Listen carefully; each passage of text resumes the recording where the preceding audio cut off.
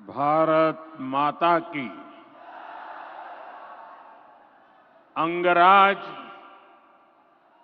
दानवीर कर्ण की धरती, महर्षि मैही के तपस्थली,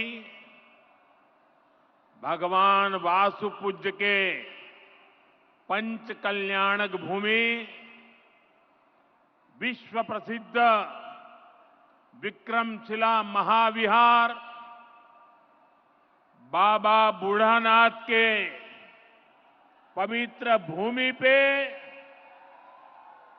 सब भाई बहन सैनिक के प्रणाम करे छिए।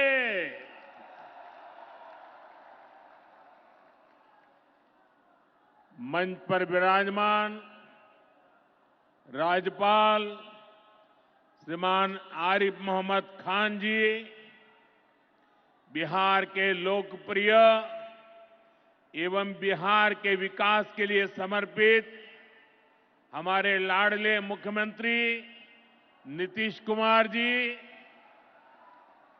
केंद्रीय मंत्रिमंडल में मेरे सहयोगी शिवराज सिंह चौहान जी, जीतन राम मांझी जी, ललन सिंह जी, गिरिराज सिंह जी, चिराग पासवान जी, राज्य मंत्री श्रीमान रामनाथ ठाकुर जी, बिहार सरकार के उप मुख्यमंत्री सम्राट चौधरी जी, विजय सिन्हा जी, राज्य के अन्य मंत्री एवं जनप्रतिनिधिगण, उपस्थित महानुभाव और बिहार के मेरे प्यारे भाइयों और बहनों, आज हमारे साथ देश के कोने कोने में कई मुख्यमंत्री, कई मंत्री और करोड़ों करोड़ों किसान भी आज इस कार्यक्रम में हमारे साथ जुड़े हुए हैं। मैं उन सबको भी आदरपूर्वक नमन करता हूं। साथियों, महाकुंभ के समय में मंदरांचल की इस धरती पर आना अपने आप में बड़ा सौभाग्य है। इस धरती में आस्था भी है, विरासत भी है और विकसित भारत का सामर्थ्य भी है।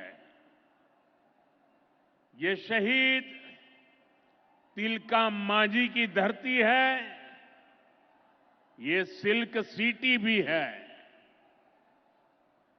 बाबा अजगैबीनाथ की इस पावन धरा में इस समय महाशिवरात्रि की भी खूब तैयारियां चल रही हैं। ऐसे पवित्र समय में मुझे पीएम किसान निधि की एक और किस्त देश के करोड़ों किसानों को भेजने का सौभाग्य मिला है।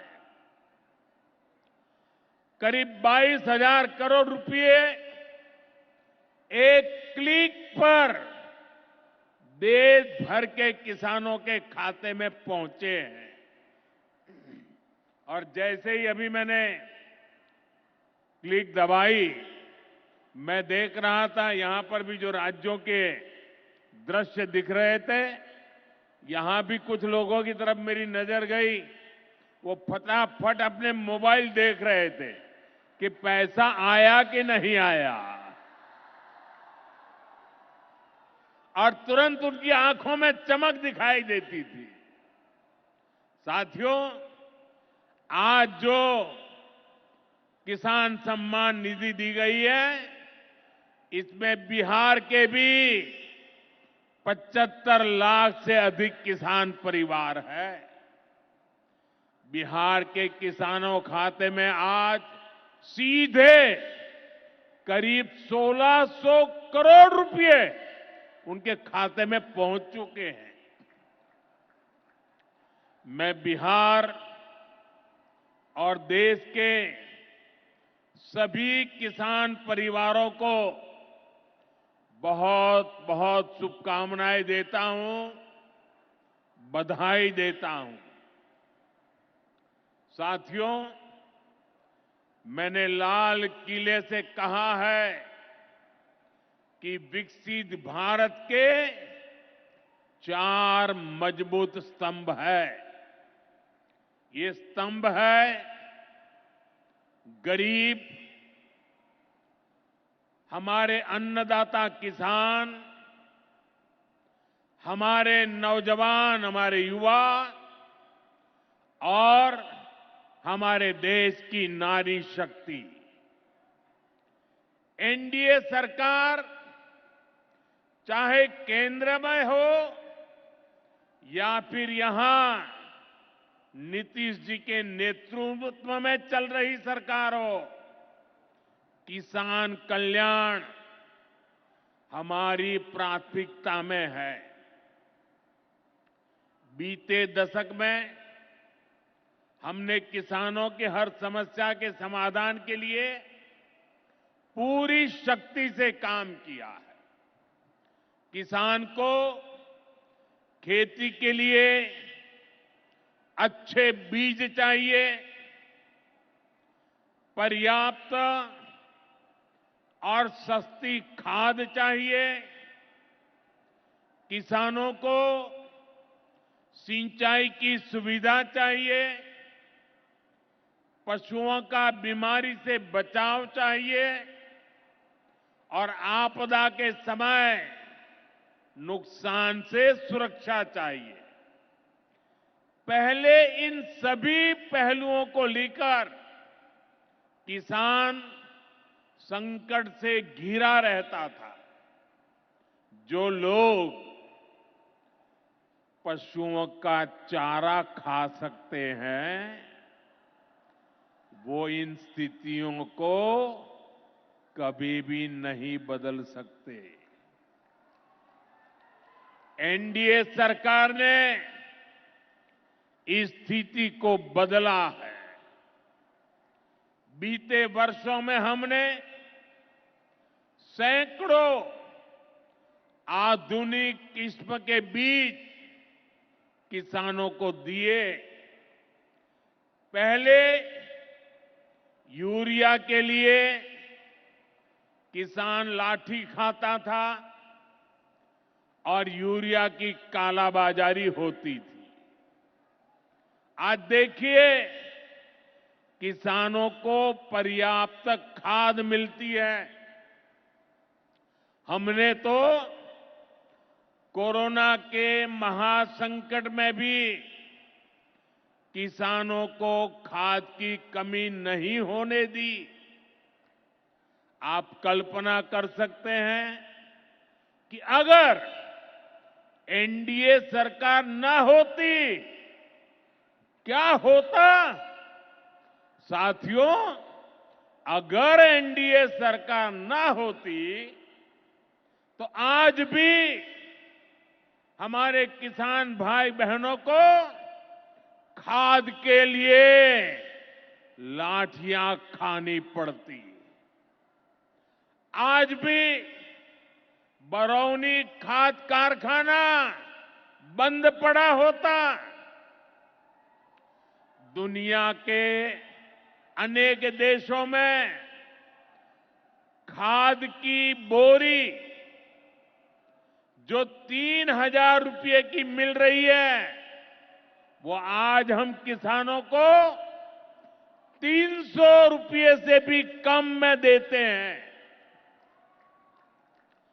एनडीए सरकार न होती तो यूरिया की एक बोरी भी आपको 3,000 रुपये की मिलती। हमारी सरकार किसानों के बारे में सोचती है, उनकी भलाई के लिए काम करती है। इसलिए यूरिया और डीएपी का जो पैसा किसानों को खर्च करना था, वो केंद्र सरकार खुद खर्च कर रही है। बीते 10 साल में करीब 12 लाख करोड़ रुपए जो खाद खरीदने के लिए आपके जेब से जाने थे, वो बच गए। वो केंद्र सरकार ने बजट में से दिए हैं। यानी इतना सारा पैसा, 12 लाख करोड़ रुपया देश के करोड़ों किसानों की जेब में बचा है। साथियों, एनडीए सरकार न होती तो आपको पीएम किसान सम्मान निधि ये भी नहीं मिलती। इस योजना को शुरू हुए अभी करीब 6 साल हुए हैं। अभी तक लगभग 3,70,000 करोड़ रुपए सीधे किसानों के खाते में पहुंच चुके हैं। बीच में कोई बिचौलिया नहीं, कोई कटकी कंपनी नहीं। 1 रुपया दिल्ली से निकले, 100 पैसा सीधा पहुंचता है। ये आप जैसे छोटे किसान हैं, जिनको पहले सरकार की योजनाओं का पूरा लाभ नहीं मिल पाता था। छोटे किसानों का हक भी बिचौलिए हड़प कर लेते थे। लेकिन ये मोदी है, ये नीतीश जी है, जो किसानों के हक का किसी को नहीं खाने देंगे। जब ये कांग्रेस वाले, जंगल राज वाले सरकार में थे, तो इन लोगों ने खेती का कुल जितना बजट रखा था, उससे कई गुना ज्यादा पैसा तो हम सीधे आप किसानों के बैंक खातों में भेज चुके हैं। ये काम कोई भ्रष्टाचारी नहीं कर सकता है। ये काम वही सरकार कर सकती है जो किसान कल्याण के लिए समर्पित है। साथियों, कांग्रेस हो, जंगल राज वाले हो, इनके लिए आप किसानों की तकलीफ भी कोई मायने नहीं रखती। पहले जब बाढ़ आती थी, सूखा पड़ता था, ओला पड़ता था, तो ये लोग किसानों को अपने हाल पर छोड़ देते थे। 2014 में जब आपने एनडीए को आशीर्वाद दिया, तो मैंने कहा ऐसे नहीं चलेगा। एनडीए सरकार ने पीएम फसल बीमा योजना बनाई। इस योजना के तहत 2.25 लाख करोड़ रुपए का क्लेम किसानों को आपदा के समय मिल चुका है। साथियों, जो भूमिहीन है, जो छोटे किसान है, उनकी आय को बढ़ाने में एनडीए सरकार पशुपालन को बढ़ावा दे रही है। पशुपालन गांव में हमारी बहनों को लखपति दीदी बनाने में भी बहुत काम आ रहा है। देश में अभी तक करीब 1.25 करोड़ लखपति दीदी बन चुकी है। इनमें बिहार की भी हजारों जीविका दीदियां शामिल हैं। बीते दशक में भारत में दूध उत्पादन 14 करोड़ टन से बढ़कर, ये याद रखिए, 10 साल में 14 करोड़ टन दूध उत्पादन से बढ़कर के 24 करोड़ टन दूध उत्पादन हो रहा है। यानी भारत ने दुनिया के नंबर 1 दूध उत्पादक के रूप में अपनी भूमिका को और सशक्त किया है। इसमें बिहार की भी बहुत बड़ी भागीदारी है। आज बिहार में सहकारी दूध संघ प्रतिदिन 30 लाख लीटर दूध खरीदता है। इसके कारण हर साल 3,000 करोड़ रुपए से अधिक बिहार के पशुपालकों, हमारी माताओं बहनों के खाते में पहुंच रहे हैं।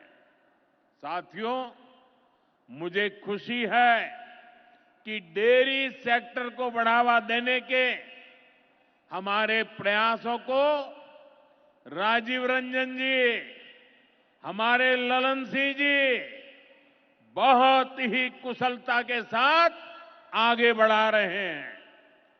इनके प्रयासों से यहां बिहार में 2 परियोजनाएं तेजी से पूरी हो रही है। मोतीहारी का सेंटर ऑफ एक्सीलेंस बेहतरीन देसी नस्ल की गायों के विकास में मदद करेगा। दूसरा बरौनी का मिल्क प्लांट है। इस क्षेत्र के 3 लाख किसानों को फायदा होगा, नौजवानों को रोजगार मिलेगा। साथियों, हमारे जो नाविक साथी हैं, जो मछुआरे साथी हैं, इनको पहले की सरकारों ने कोई फायदा नहीं दिया। हमने पहली बार मछली पालकों को किसान क्रेडिट कार्ड की सुविधा दी है। ऐसे ही प्रयासों से आज मछली उत्पादन में बिहार शानदार प्रदर्शन कर रहा है। और अभी जैसे मुख्यमंत्री जी ने बताया, पहले मछली हम बाहर से लाते थे और आज मछली में बिहार आत्मनिर्भर बन गया है। और मुझे याद है 2014 के पहले 2013 में जब मैं चुनाव अभियान के लिए आया था, तब मैंने कहा था कि मुझे आश्चर्य हो रहा है कि बिहार में इतना पानी है, मछली हम बाहर से क्यों लाते हैं। आज मुझे संतोष है कि बिहार के लोगों की मछली की जरूरत बिहार में ही पूरी हो रही है। 10 साल पहले बिहार मछली उत्पादन में देश के 10 राज्यों में से एक था। आज बिहार देश के टॉप 5 बड़े मछली उत्पादक राज्यों में से एक बन चुका है। फिशरीज सेक्टर पर हमारे फोकस का बहुत बड़ा फायदा हमारे छोटे किसानों को हुआ है, मछुआरे साथियों को हुआ है। भागलपुर की पहचान तो गंगा जी में रहने वाली डॉल्फिन से भी होती रही है। ये नमामि गंगे अभियान की भी बहुत बड़ी सफलता है। साथियों, बीते वर्षों में सरकार के प्रयासों से भारत का कृषि निर्यात बहुत अधिक बढ़ा है। इससे किसानों को उनकी उपज की ज्यादा कीमत मिलने लगी है। कई कृषि उत्पाद ऐसे हैं जिनका पहली बार निर्यात शुरू हुआ है, एक्सपोर्ट हो रहा है। अब बारी बिहार के मखाना की है। मखाना आज देश के शहरों में सुबह के नाश्ते का प्रमुख अंग हो चुका है।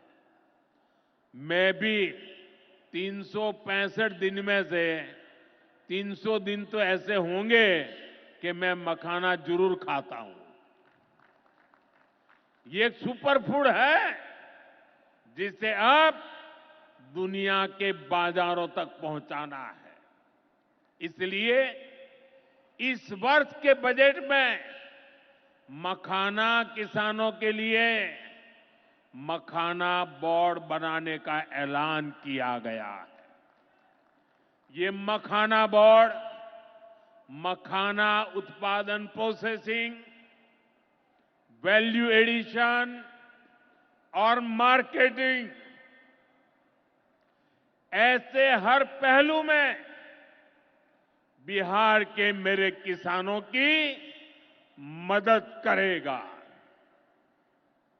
साथियों, बजट में बिहार के किसानों और नौजवानों के लिए एक और बड़ी घोषणा भी की गई है।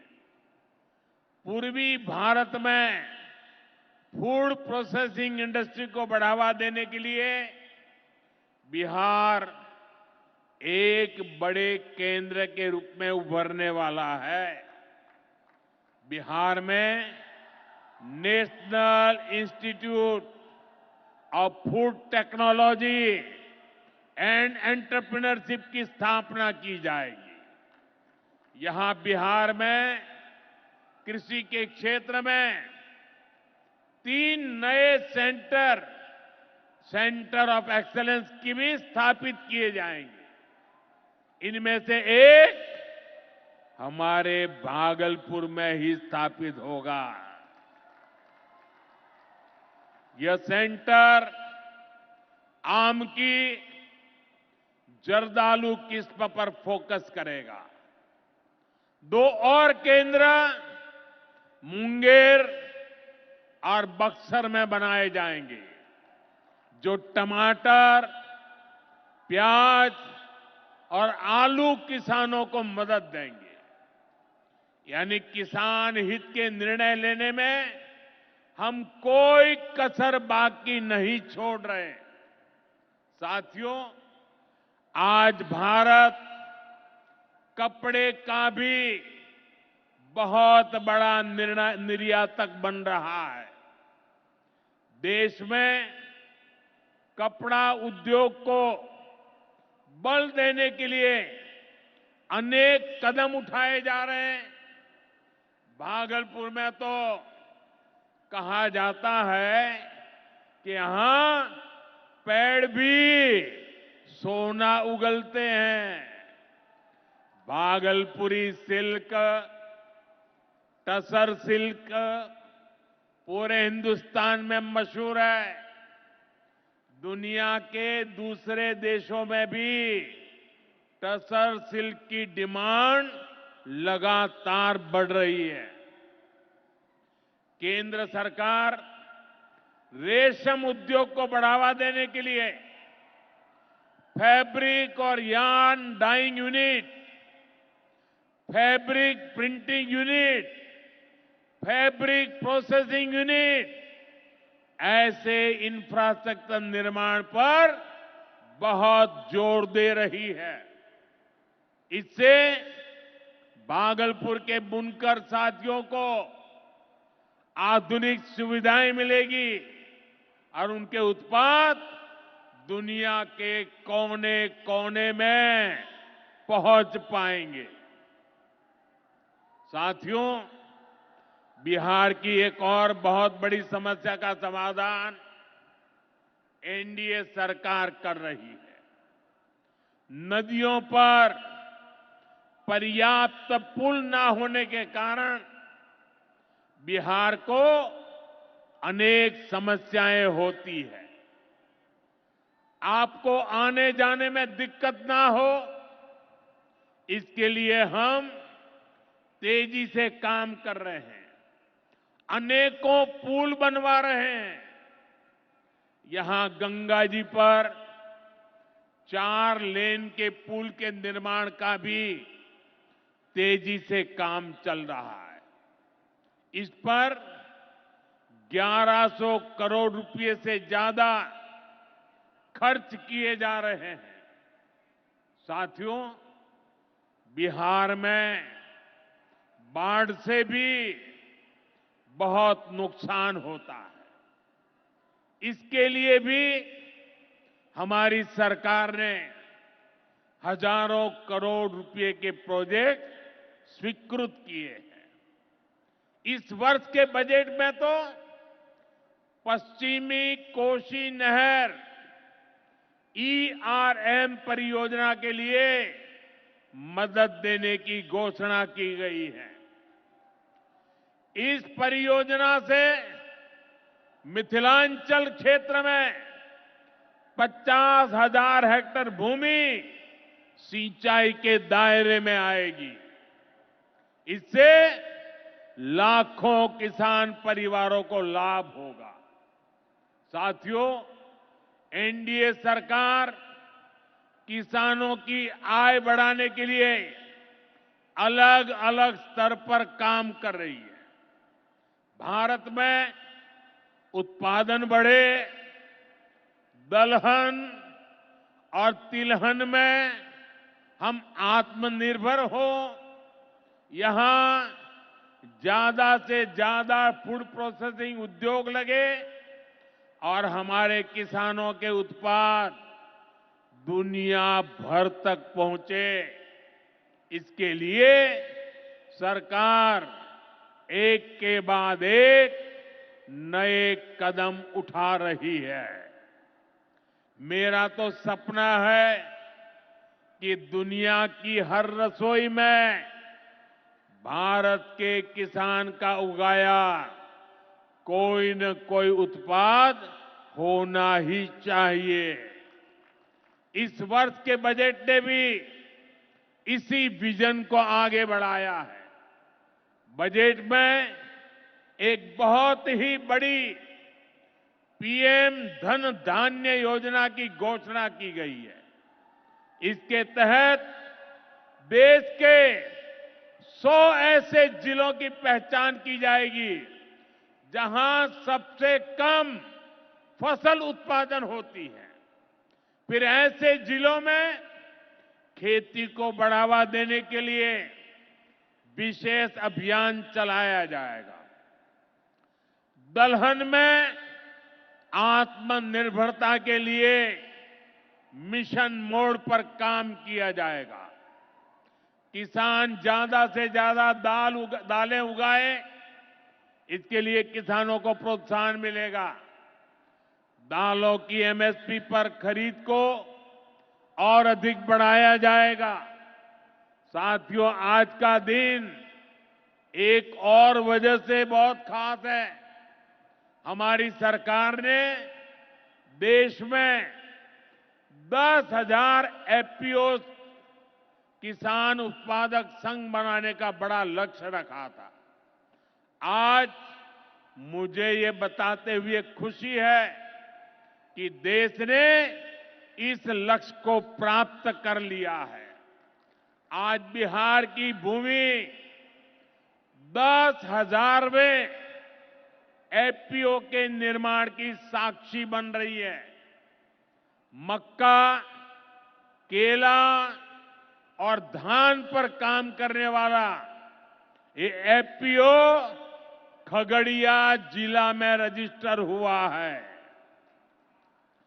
एफपीओ सिर्फ एक संगठन नहीं होता, एक किसानों की आय बढ़ाने वाली अभूतपूर्व शक्ति है। एफपीओ की ये शक्ति छोटे छोटे किसानों को बाजार के बड़े लाभ सीधे उपलब्ध कराती है।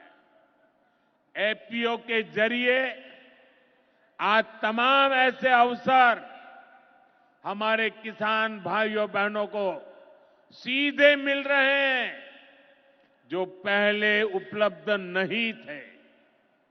आज देश के करीब 30 लाख किसान एफपीओ से जुड़े हैं और बड़ी बात यह कि इसमें करीब 40% हमारी बहनें हैं। ये एफपीओ आज कृषि क्षेत्र में हजारों करोड़ रुपए का कारोबार करने लगे हैं। मैं सभी 10,000 एफपीओ के सदस्यों को भी बहुत बहुत बधाई देता हूं। साथियों, एनडीए सरकार बिहार के औद्योगिक विकास पर भी उतना ही बल दे रही है।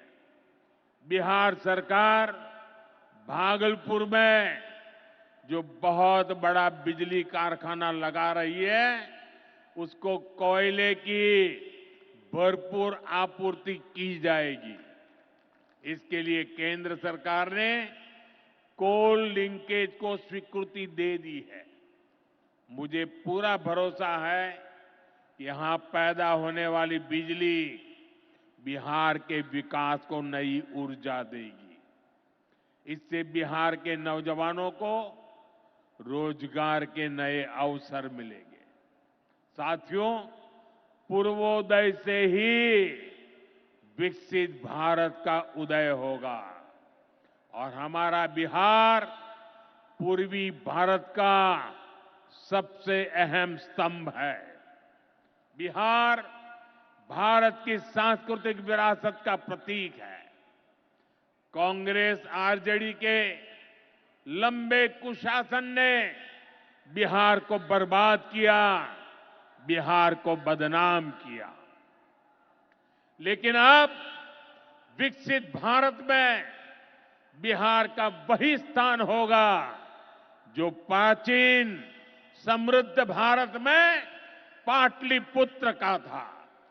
इसके लिए हम सभी मिलकर निरंतर प्रयास कर रहे हैं। बिहार में आधुनिक कनेक्टिविटी के लिए, सड़कों के नेटवर्क के लिए, जन कल्याण की योजनाओं के लिए एनडीए सरकार प्रतिबद्ध होकर काम कर रही है। मुंगेर से भागलपुर होते हुए मिर्जा चौकी तक करीब 5,000 करोड़ रुपए की लागत से नया हाईवे भी बनाने का काम शुरू हो रहा है। भागलपुर से औंसडीहा तक 4 लेन सड़क को चौड़ा करने का काम भी शुरू होने जा रहा है। भारत सरकार ने विक्रमशिला से कटारिया तक नई रेल लाइन और रेल पुल को भी स्वीकृति दे दी है।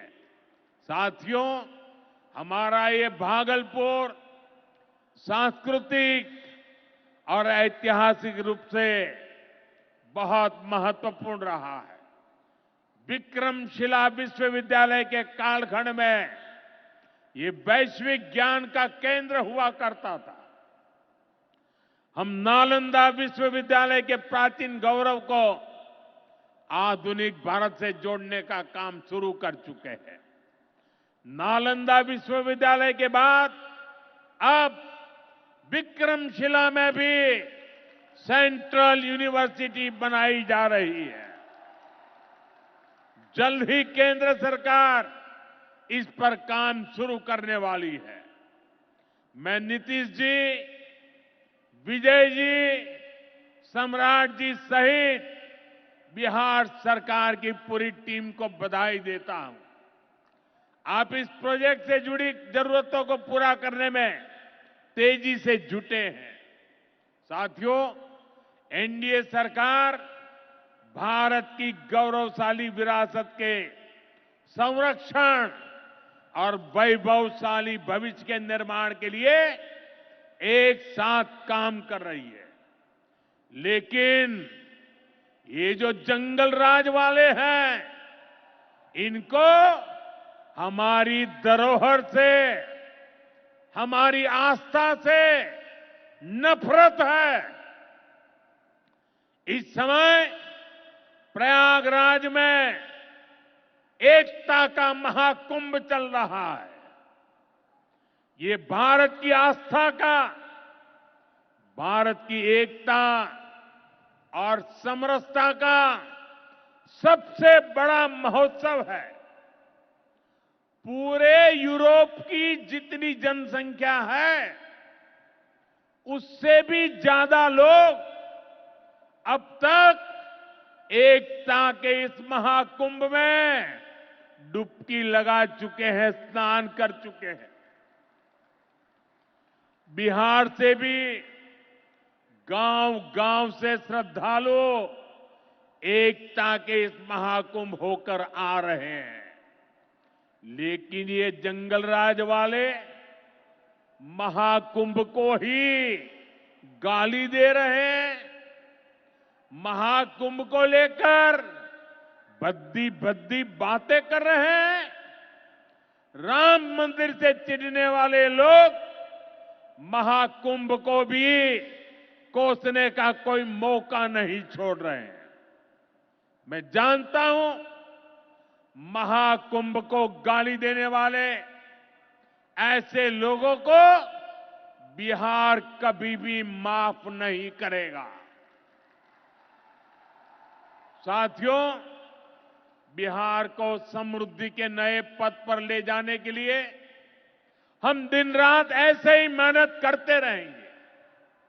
एक बार फिर देश के किसानों को और बिहार वासियों को बहुत बहुत बधाई।